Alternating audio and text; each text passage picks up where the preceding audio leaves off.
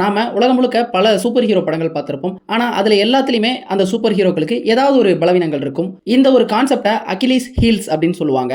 Greek எபிக்கான Eliot அப்படிங்கிற அந்த ஒரு எபிக்ல இருந்து தான் இந்த ஒரு கான்செப்ட் அப்படிங்கிறது வருது. இந்த அகிலீஸ் ஹீல்ஸ் அப்படிங்கிறது என்னன்னா, அந்த இலியட் எபிக்ல அகிலீஸ் அப்படிங்கிற ஒரு கதாபாத்திரம் இருக்கும். அவரை எந்த இடத்துல தாக்கினாலும் அவருக்கு எதுவுமே ஆகாது. அதன் விளைவா அவருக்கு சாவும் ஏற்படாது. ஆனா ஒரே ஒரு இடத்துல அவரை தாக்கினா மட்டும் அவருக்கு மரணம் அப்படிங்கிறது ஏற்பட்டுரும். அதுதான் அவருடைய பாதங்கள். இதை தான் அகிலீஸ் ஹீல்ஸ் அப்படின்னு சொல்றாங்க. இந்த காரணத்துக்கு ஒரு பின்கதை இருக்கு. அகிலீஸனுடைய அம்மா தன் மகனுக்கு தீங்கு நேர்ந்துடக்கூடாது, அவனுக்கு மரணம் ஏற்பட்டுறக்கூடாது அப்படிங்கிறதுக்காக ஒரு விஷயத்த பண்றாங்க. அது என்ன அப்படின்னா, அவங்க வாழ்ந்துட்டு இருக்கக்கூடிய அந்த ஒரு உலகத்துல ஒரு நதி ஒன்று இருக்குது. அந்த நதியில குளிச்சுட்டு வந்தா அந்த நதி நம்ம உடம்புல எல்லா இடத்துலையும் தீண்டுனா, அது தீண்டின பகுதிகளில் நமக்கு எங்க தாக்குதல்கள் ஏற்பட்டாலும் நமக்கு எதுவும் ஆகாது அப்படிங்கிறது தான் ஒரு நம்பிக்கை. அந்த காரணத்தினால அகிலீஸனுடைய அம்மா அகிலீஸ் குழந்தையா இருக்கும் பொழுது அந்த நதியில அவனை குளிப்பாட்டி எடுத்துட்டு வருவாங்க.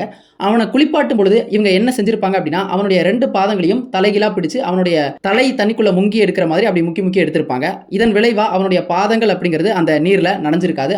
அந்த நீர் அப்படிங்கிறது அவனுடைய பாதத்தை தீண்டி இருக்காது. இந்த காரணத்தினால நீர் தீண்டாத அவனுடைய பாதங்களை நம்ம அட்டாக் பண்ணிட்டோம் அப்படின்னா அவனுக்கு மரணம் அப்படிங்கிறது சம்பவிச்சிரும். இதை தான் வந்து ஃபேமஸா அகிலீஸ் ஹீல்ஸ் அப்படின்னு சொல்லுவாங்க. அதாவது எந்த ஒரு சூப்பர் ஹீரோவா இருந்தாலும் அவனுக்கு அகிலீஸ் ஹீல்ஸ் அப்படிங்கிறது இருக்கணும், அவனுக்கு வீக்னஸ் அப்படிங்கிறது ஒன்று இருக்கணும் அப்படிங்கிறது தான். இந்த கருப்பு திரைப்படத்தில் அந்த மாதிரியான பலவீனங்கள் பெருசா அந்த கடவுளுக்கு இல்லவே இல்லை.